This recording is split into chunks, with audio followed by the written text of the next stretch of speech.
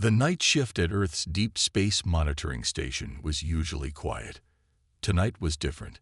John Miller stared at his screen, his coffee cup frozen halfway to his mouth.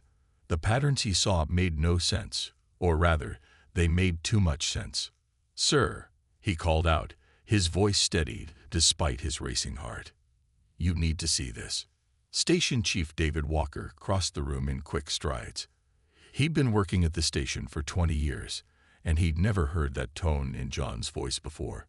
The screen showed wave patterns, seemingly random at first glance, but with a regularity that couldn't be natural. "How long?" David asked, leaning closer. "First spotted it about an hour ago. I ran every test we have. It's not random noise, and it's not one of ours." John pulled up another screen. "And sir, it's coming from at least 3 different points in deep space." Within 30 minutes, similar reports flooded in from monitoring stations across the globe. The patterns were everywhere, hidden in the background noise of space.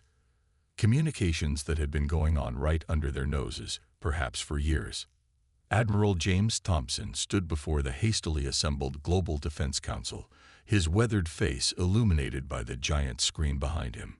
Representatives from every major nation sat around the circular table, their faces showing varying degrees of concern and disbelief. "Ladies and gentlemen," he began, "what you're about to hear will change everything we thought we knew about our place in the universe." He nodded to a woman sitting near the door. Dr. Amanda Ross, head of the Xenolinguistics Division, stepped forward. Her team had been working nonstop for the past week, analyzing the intercepted communications. "We've managed to decode portions of the transmissions," she said, her voice clear and professional. "They're discussions about Earth, about us." The room fell silent as she played the first translated segment. The artificial voice spoke in cleaned-up English. "Subject species shows limited technological development. Continued observation recommended. No intervention necessary at current stage." Another voice, different in tone. "Their nuclear capabilities are concerning, but their space presence remains primitive. They pose no threat to the Alliance." Admiral Thompson watched the council members' reactions. Some showed anger, others fear, but he saw something else too: determination. Humanity had just discovered they weren't alone in the universe. And worse, they were being watched like animals in a zoo. "There's more," Dr. Ross continued. "We've identified at least 7 distinct alien civilizations discussing Earth.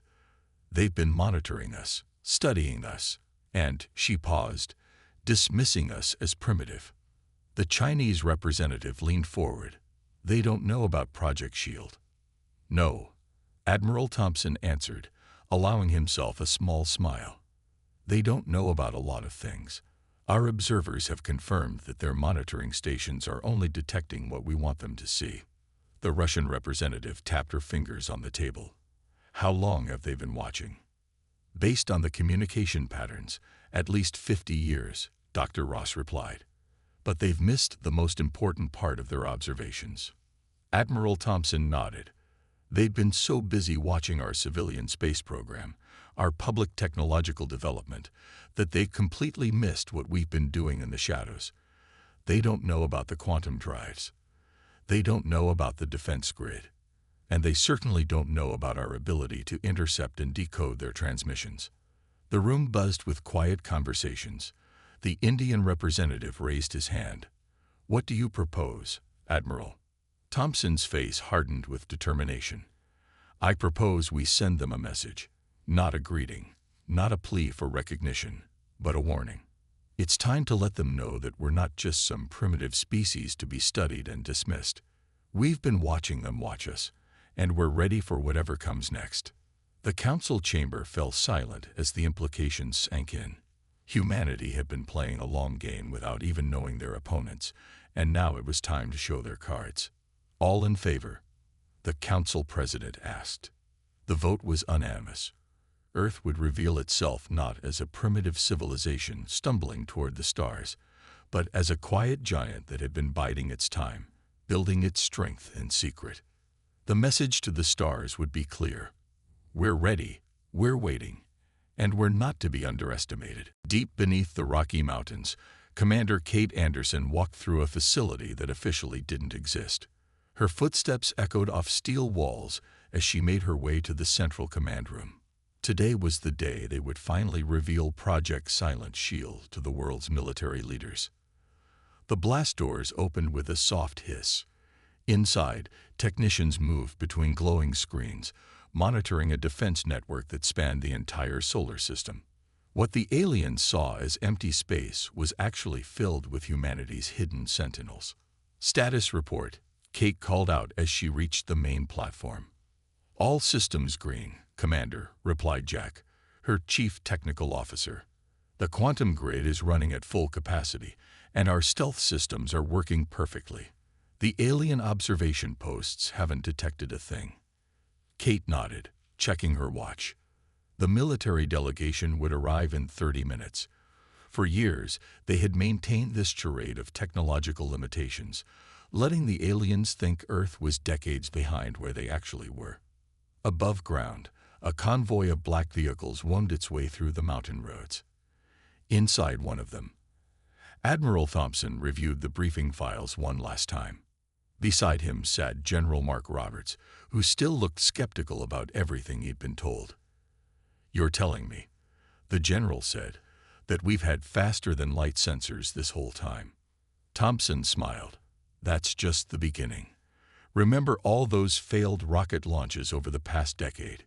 Each one deployed another piece of our defense grid.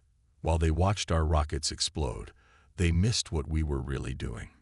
The convoy entered a tunnel that looked like it led to a regular military storage facility. Instead, it descended deeper into the mountain. When they emerged into the massive underground hangar, General Roberts' jaw dropped. Rows of sleek aircraft lined the walls, craft that looked nothing like the clumsy rockets humanity publicly used. Through massive windows, they could see technicians working on what appeared to be energy weapons. "Welcome to humanity's real space program," Kate said, greeting them as they stepped out of their vehicles. "This is where we've been preparing for the day we'd have to reveal ourselves." The next few hours were a blur of revelations. The military leaders learned about quantum communications that could reach across the galaxy instantly, weapons that could disable any known alien technology, and defensive shields that could protect the entire planet. "But how did we keep this hidden?" one admiral asked during the briefing. Kate brought up a holographic display of Earth. Project Silent Shield wasn't just about defense, it was about deception. Every time they scanned us, they saw exactly what we wanted them to see. We've been feeding them false data for years. She pressed a button, and the image changed to show the real Earth, surrounded by an intricate network of satellites, defense platforms, and monitoring stations, all invisible to conventional detection. "Our public space program is like a magician's left hand," Thompson explained. "It keeps their attention while the right hand does the real work. Every failed launch, every primitive satellite, every clumsy spacewalk, all carefully staged." Later that evening, in a secure conference room, Kate presented the final phase of their preparation. "We've tracked every alien observation post in our solar system. We know where they are, what they can see, and most importantly, what they can't see." She brought up a map showing dozens of red dots around Earth and throughout the solar system. "These are their monitoring stations." And these green dots appeared, surrounding each red one. "These are ours. We've been watching them watch us." The room fell silent as the implications sank in. Humanity hadn't just been preparing for first contact. They had already been engaging in a silent war of information and counter-information for decades. "Tomorrow," Admiral Thompson announced, "we start revealing our true capabilities. Not all at once, but enough to make them nervous. By the time they realize what we really are, it will be too late for them to do anything but accept us as equals." As the briefing ended, Kate stayed behind, watching the holographic display. Soon, the pretense would end. Soon, humanity would step out of the shadows and take its place among the stars, not as the primitive species they had pretended to be, but as a force to be reckoned with. The time for hiding was over. The time for showing their true strength had begun. Dr. Thomas Miller stood in the center of the global communications hub, surrounded by screens showing data streams from across the galaxy. After months of preparation, today was the day humanity would break its silence. The quantum communication system hummed quietly, ready to send their message to every corner of known space. "System check complete," announced Lisa, his lead engineer. "The translation matrix is running perfectly. Whatever we send, they'll understand it in their native languages." Thomas nodded, his fingers moving across the holographic control panel. On the main screen, a map showed hundreds of alien communication networks they had discovered. Years of silent observation had taught them exactly how to make their presence known. "Are we sure about this?" Lisa asked, watching him work. "Once we send this, there's no going back." "That's exactly the point," Thomas replied, a slight smile on his face. "It's time they learned who they're really dealing with." In the council chamber above, Admiral Thompson addressed the assembled world leaders.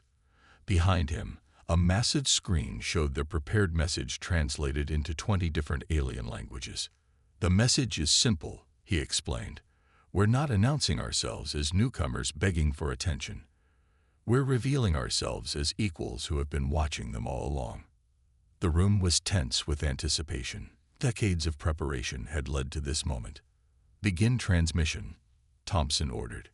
Across the solar system, hidden human satellites activated simultaneously.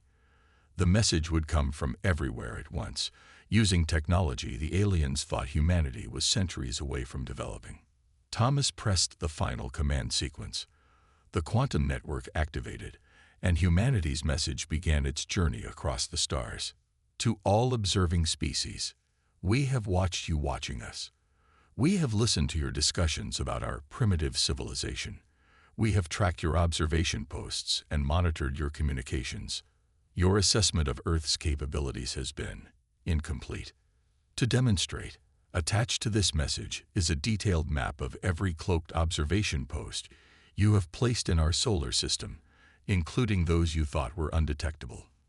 We are also providing recordings of your own secure communications about Earth, dating back 50 years. You believe you were studying us. In reality, you were showing us exactly who you are and what you can do. We chose to remain quiet. We chose to let you underestimate us. That time is over. This message is being transmitted using quantum technology you thought we were centuries from developing. It is being broadcast from a network of satellites you never detected, using energy signatures you cannot trace. We are not announcing our presence. We are revealing our awareness.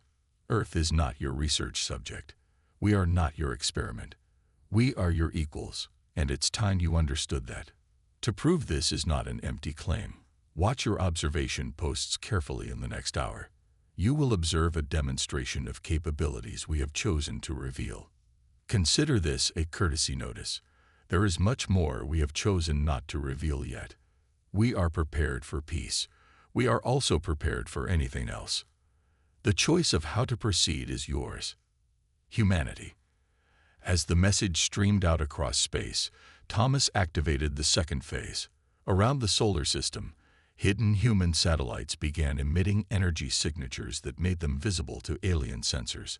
One by one, they appeared, forming a complex web of defense and surveillance technology that had been invisible until now.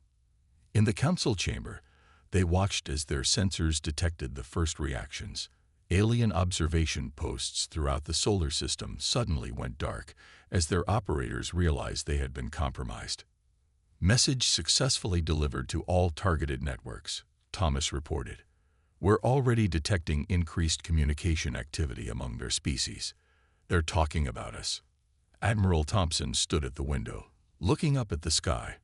"And now we wait," he said quietly. "They'll need time to understand what just happened. Time to realize that everything they thought they knew about Earth was wrong." Kate checked the defense grid readings. All systems remain at full readiness. If they decide to test us, they'll find out just how much more we haven't shown them yet. The Earth had just announced itself to the galaxy, not with a humble greeting, but with a demonstration of power that would make any potential threat think twice. The game of hide and seek was over. Now began the real test of humanity's preparation. The first responses came within hours of Earth's message.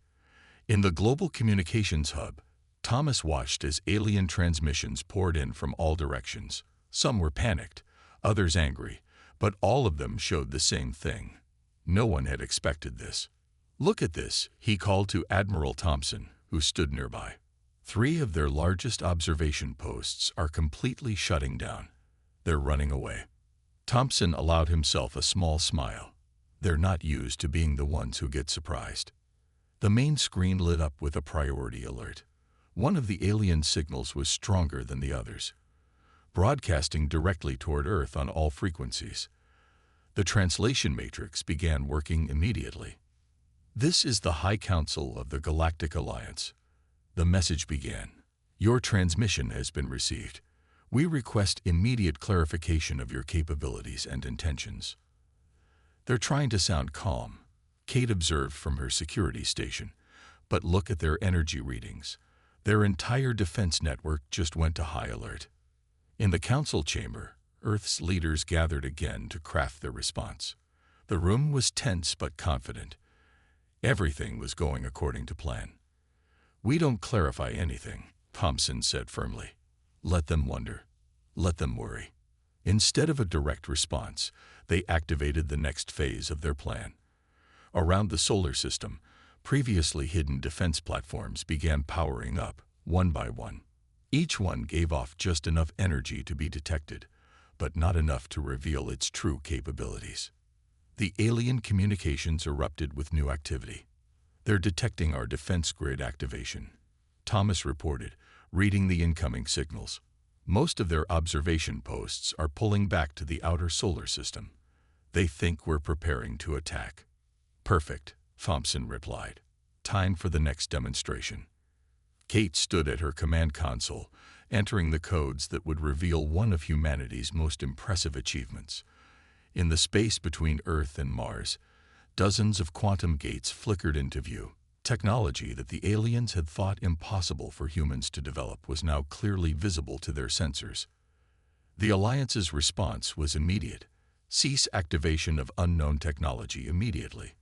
This is your only warning." Thompson took the communications controls himself. "This is Earth Command. We are simply providing the clarification you requested. These are some of our basic transportation facilities. Would you like to see our defensive capabilities as well?" The threat in his voice was clear but measured. On screens around the room, they could see alien ships scrambling. Trying to maintain safe distances from the human installations, they suddenly realized they didn't understand. "Admiral," Thomas called out urgently, "we're detecting a small ship approaching. It's broadcasting on all frequencies. They're asking for permission to send a diplomatic delegation." The council chamber erupted in quiet conversation. This was happening faster than they had expected.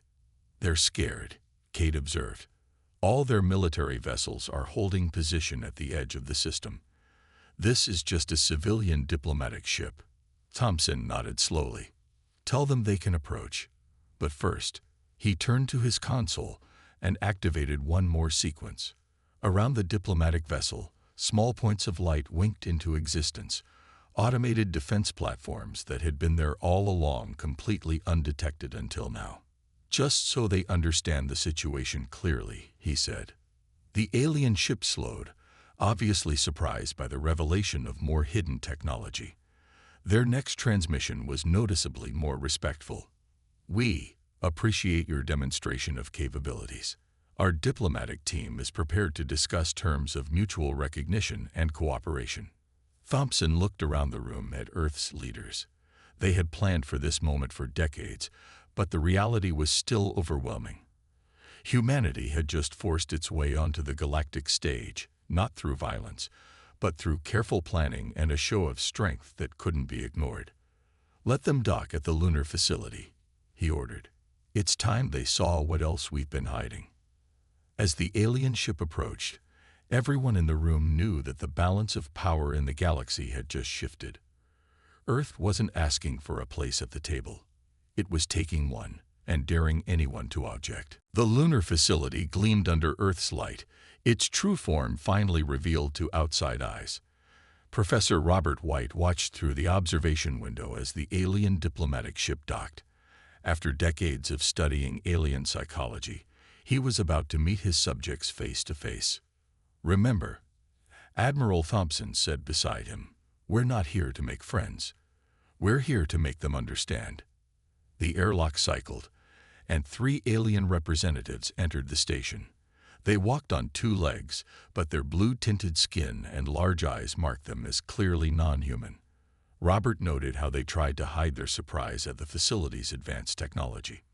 "Welcome to Luna Base," Thompson said, his voice carrying through their translation devices. "This is one of our smaller installations." The meeting room was designed to impress. Holographic displays showed Earth's true defense network, far more extensive than what they had revealed so far. The aliens sat stiffly in their chairs, their expressions unreadable to most humans, but not to Robert. "They're terrified," he whispered to Thompson. "Not of attack, but of what else they might have missed." The lead alien diplomat spoke first. "Your message and demonstrations have been enlightening. The Alliance wishes to understand how we so severely underestimated Earth's capabilities." Thompson smiled. "Professor White, would you explain?" Robert stepped forward, activating a new holographic display. "For decades, we studied how you study developing civilizations. We learned your patterns, your blind spots, your assumptions. Then we used them against you." The display showed various human space launches, satellites, and public space stations. Everything you saw was real, but incomplete. When you watched our rockets explode, you never looked for the quantum signals hidden in the debris. When you saw our primitive satellites, you didn't notice they were masking more advanced ones. The aliens' composure cracked as Robert revealed more. He showed them recordings of their own observation posts, taken by human sensors they never detected. He displayed maps of their secret communication networks, which Earth had been monitoring for years. "Impossible," one alien said. "These technologies, you couldn't have developed them without us noticing." Kate stepped forward, touching a control panel. Above them, the ceiling seemed to vanish, showing a vast shipyard hidden on the far side of the moon. Dozens of advanced vessels hung in the construction base. "We developed them precisely because you were watching," she explained. "Your presence motivated us to be more careful, more creative, more secretive." The aliens stared at the ships, their large eyes reflecting the sight. "These vessels, they have faster-than-light capabilities." "Among other things," Thompson replied. "Would you like to see our planetary defense grid next? Or perhaps our quantum communication network? We have quite a lot to show you." As the tour continued, Robert watched the aliens' reactions carefully. Their body language told him everything. The slight tremors, the way they huddled closer together, the nervous glances they exchanged. "There's something else you should understand," he said, stopping in front of another window. Below them, the lunar surface was alive with activity. Mining operations, research facilities, and defense installations stretched to the horizon. "We didn't build all this to start a war," Robert continued. "We built it to prevent one. To ensure that when we finally reveal ourselves, no one would dare treat Earth as just another primitive world to be controlled or conquered." The lead diplomat turned to face them. "The Alliance will need to reconsider many things. Our assessment protocols, our contact procedures, our entire approach to emerging civilizations." "That's exactly what we wanted," Thompson said firmly. "Because Earth isn't just another civilization you discovered. We're the civilization that discovered you, studied you, and chose when and how to make contact." As they stood there, Earth rose over the lunar horizon, glowing blue and white. But now the aliens saw it differently, not as a primitive world to be observed, but as the home of a civilization that had outsmarted the entire galactic community. The balance of power hadn't just shifted, it had been completely rewritten. The Geneva World Council chamber had been redesigned for this historic moment. At the center of the room, Earth's representatives sat facing the assembled delegates from the Galactic Alliance. Admiral Thompson led the human side, while 5 different alien species represented the Alliance. Through the large windows, the Swiss Alps stretched into the distance. It was a carefully chosen location, showing Earth's natural beauty while ground-based defense systems hummed quietly beneath the mountains. "Let's begin," Thompson said, his voice calm and measured. "Earth has prepared its terms for peaceful coexistence." The lead alien diplomat, whom they now knew was called the High Speaker, shifted in his specially designed chair. "The Alliance is prepared to listen." Dr. Thomas Miller activated the main display, showing a map of the galaxy. Colored markers indicated territory claims, trade routes, and diplomatic boundaries. First, he began, "Earth claims a protective zone extending 50 light-years in all directions from our solar system." The High Speaker's translator crackled. "That is an unusually large territory for a new species." "We're not a new species," Kate replied from her position. "We're an existing power that you fail to recognize. There's a difference." She touched a control, and new markers appeared on the map. Dozens of human observation posts scattered throughout Alliance space. Posts that had been watching, listening, and learning for years. The alien representatives showed visible signs of distress. Their own surveillance had been completely blind to this level of human infiltration. Second, Thompson continued, "Earth will establish diplomatic relations with all spacefaring civilizations, not through the Alliance, but directly. We've studied each of your cultures thoroughly. We know who we're dealing with."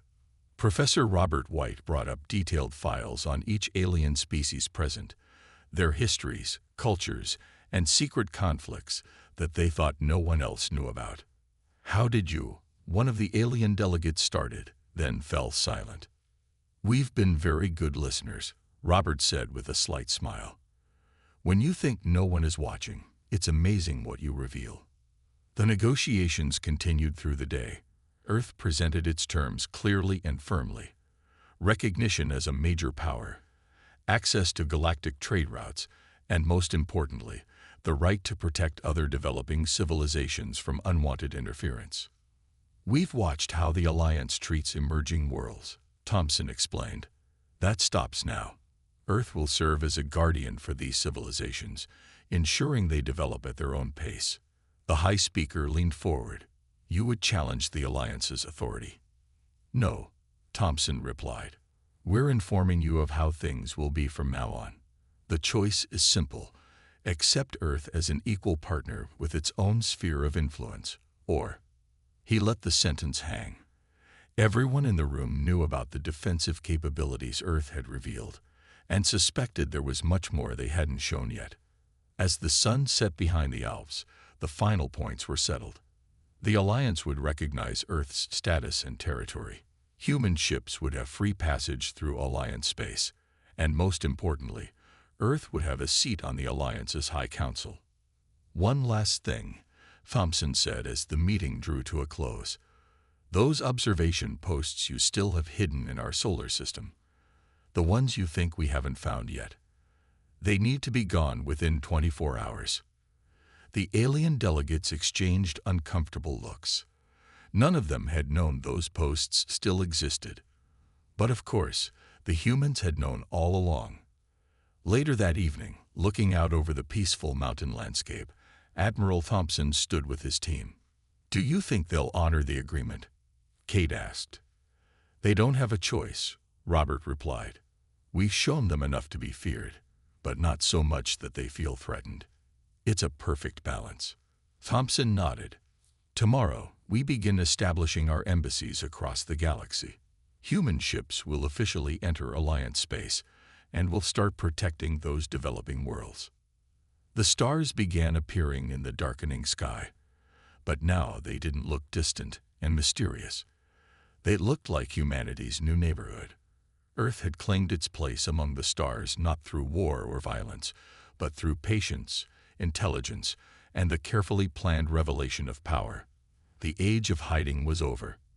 The age of human influence had begun. 1 year after Earth's revelation to the galaxy, the view from the International Space Center had changed dramatically. Ships from a dozen alien civilizations moved through designated lanes in Earth's orbit, their designs as varied as their homeworlds. Below them, Earth showed signs of its new status. Gleaming defensive installations no longer hidden, ports welcoming vessels from across the stars. Admiral Thompson stood at the main observation deck, watching a massive human carrier ship prepare for its first official mission to the Alliance core worlds. Next to him, Kate reviewed security protocols on her tablet. "Hard to believe it's only been a year," she said, looking up at the busy space lanes. "And they're still finding surprises," Thompson replied with a slight smile. "Last week, they discovered another set of our observation posts near their central command." The looks on their faces. In the diplomatic wing, Professor Robert White was conducting his first official class for the newly formed Interstellar Diplomatic Corps. Young officers from around the world sat before him, eager to learn how to represent humanity among the stars. "Remember," he said, pointing to the holographic displays of various alien species, "we're no longer hiding. But that doesn't mean we show all our cards. Earth's strength lies not just in what we can do, but in what others think we might be able to do." A student raised her hand. "Is it true that some alien worlds are asking for our protection against Alliance interference?" Robert nodded. 3 this month alone. They saw how we handled our own revelation. They want to learn from us. Dr. Thomas Miller's communication center had grown. What was once a hidden facility now served as Earth's main link to the galaxy. His team worked around the clock, monitoring transmissions, maintaining diplomatic channels, and watching for any signs of threat.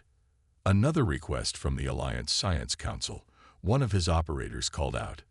"They want to know if we'll share our quantum communication technology." Thomas chuckled. "Tell them the same thing we always do. We'll consider it once they prove they can find all our listening posts in their territory." They both knew it was a game now. Earth would reveal its technologies piece by piece, maintaining its advantage while slowly building trust with its galactic neighbors.